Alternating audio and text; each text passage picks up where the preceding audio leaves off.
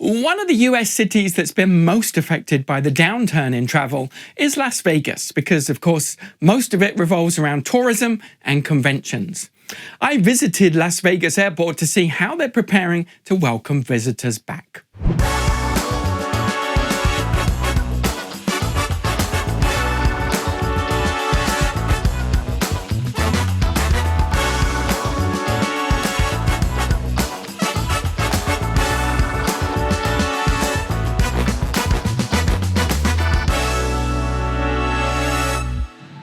Las Vegas, the place where you can sleep in a pyramid, get married by Elvis, and try 17 foods on one plate.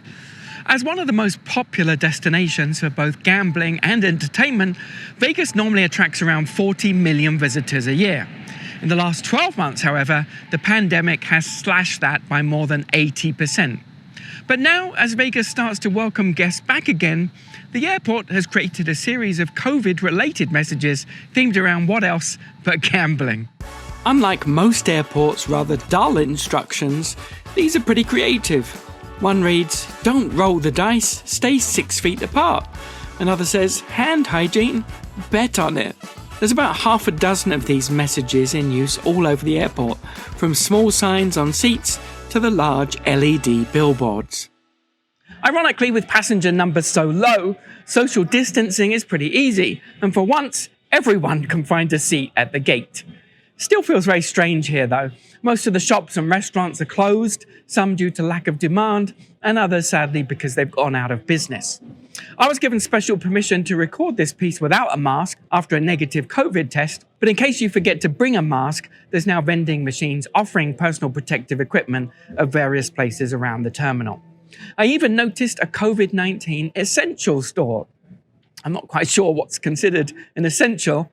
Although the recovery from the pandemic is slow, on the bright side, room rates are ridiculously low.